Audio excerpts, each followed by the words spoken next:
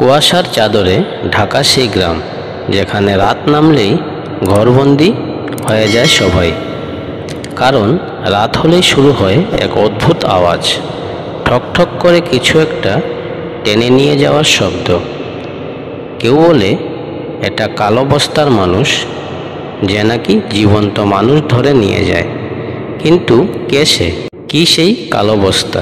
কেউ জানে না, শুধু জানে কেউ যদি রাতে একা বাইরে যায় তাকে আর পাওয়া যায় না। এরকমই একটি ভয়ঙ্কর ভৌতিক গল্প নিয়ে আজকে হাজির হয়েছি। সম্পূর্ণ গল্প শুনবেন এবং কমেন্টে জানাবেন গল্পটি আপনাদের কেমন লাগলো।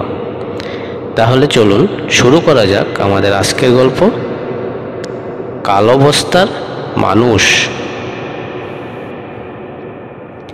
পূর্ব মেদিনীপুর জেলার এক কোণায় অবস্থিত চণ্ডীপুর গ্রামটা ছিল খুবই শান্ত। ধানক্ষেত, পুকুর, বাঁশঝাড় সব মিলিয়ে যেন স্বর্গের টুকরো। কিন্তু গত 3 মাস ধরে গ্রামের পরিবেশ একেবারে বদলে গিয়েছিল। কারণ প্রতি মাসের অমাবস্যার রাতেই একটা মানুষ নিখোঁজ হয়ে যেত। প্রথমে সবাই ভেবেছিল বাঘের কাজ, তারপর সন্দেহ হয়েছিল ডাকাতদের উপর। কিন্তু কোনো চিহ্ন, কোনো রক্ত, কিছুই মিলত না। শুধু একটা জিনিস, প্রতিবার নিখোঁজ হওয়ার পরদিন সকালে ওই ব্যক্তির বাড়ির সামনে পড়ে থাকতো এক টুকরো কালো বস্তার কাপড়, যেন কেউ একটা বিশাল বস্তা ফেলে রেখে গেছে। গ্রামের মোড়ের চায়ের দোকানে সেই নিয়ে তুমুল আলোচনা চলছিল। রঘু চাচা বললেন, এইটা মানুষ নয় রে, এ ভৌতিক কিছু, কালো বস্তার মানুষ। গণেশ, গ্রামের যুবক, হেসে বলল, রাস্তার বস্তার মানুষ আবার কি? ভূতের মাথায় বস্তা পরে ঘুরে বেড়ায় নাকি?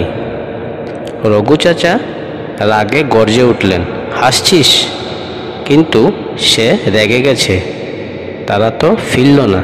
কালো বস্তার মধ্যে ঢুকলে কেউ আর ফিরে আসে না।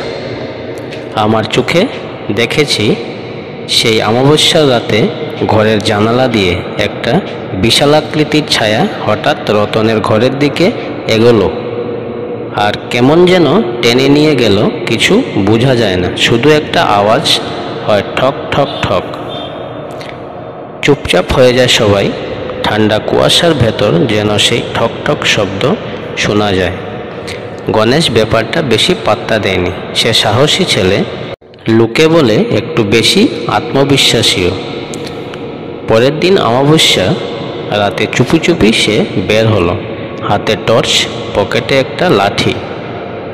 গ্রামের পাশ দিয়ে বয়ে যাওয়া সরু মাটির রাস্তায় হাঁটতে হাঁটতে সে গিয়ে দাঁড়ালো শ্মশানের পাশের বাঁশবাগানের কাছে।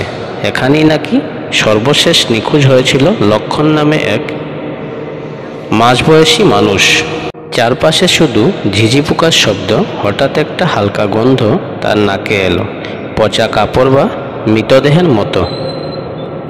সেই মুহূর্তে গাছের ফাঁক দিয়ে একটা ছায়া দেখা গেল, বিশাল এক আকৃতি, যেন 6 ফুট লম্বা। মুখ দেখা যায় না, মাথা ঢাকা। একটা বড় কালো বস্তা দিয়ে ধীরে ধীরে ছায়াটা এগিয়ে এলো। হঠাৎ একটা ঘর্ষণের আওয়াজ, ঠক ঠক ঠক। গণেশ পিছিয়ে গেল, হাতের টর্চ ফেলেই দিল ভয়ে। কিন্তু সাহস করে সে বলল, কে কে ওখানে?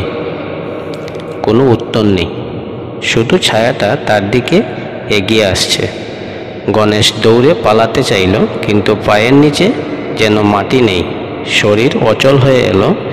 ছায়াটা কাছে এসে একটা বিশাল বস্তা ছুঁড়ে দিল তার দিকে। মনে হলো সেটা জ্যান্ত। ভেতর থেকে কারো দম বন্ধ হয়ে যাওয়ার চিৎকার। পরদিন সকালবেলা চণ্ডীপুরে হইচই পড়ে গেল।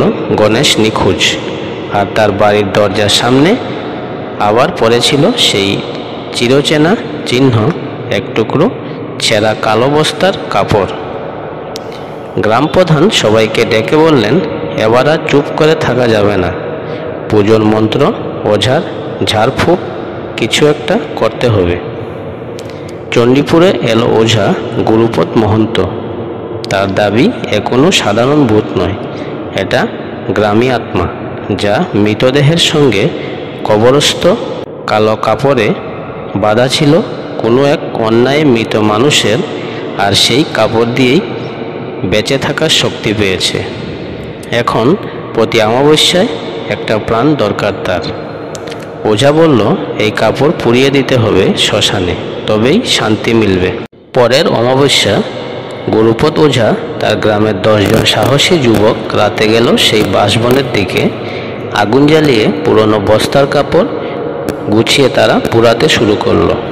হঠাৎ কুয়াশার ভেতর আবার সেই শব্দ, ঠক ঠক ঠক। গুরুপদ মন্ত্র জপছে, কিন্তু একে একে সবাই অসাড় হয়ে পড়ছে। ছায়াটা ধীরে ধীরে বেরিয়ে এলো, তার কালো বস্তা ছেঁড়া, চোখ নেই, মুখ নেই, যেন কালো শূন্যতা।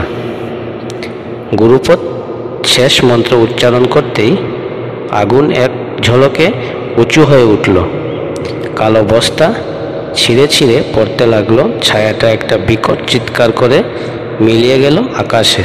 এরপর আর কেউ নিখোঁজ হয়নি। চণ্ডীপুর আবার শান্ত।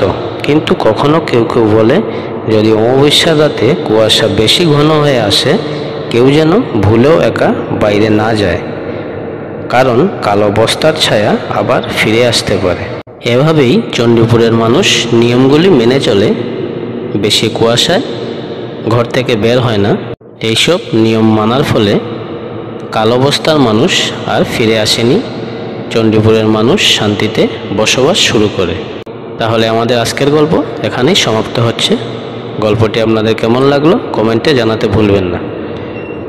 যদি গল্পগুলি ভালো লেগে থাকে তাহলে আমাদের চ্যানেলটি সাবস্ক্রাইব করে রাখবেন, যাতে এ ধরনের গল্প প্রতিনিয়ত পেতে পারেন। সবাই ভালো থাকবেন। ধন্যবাদ।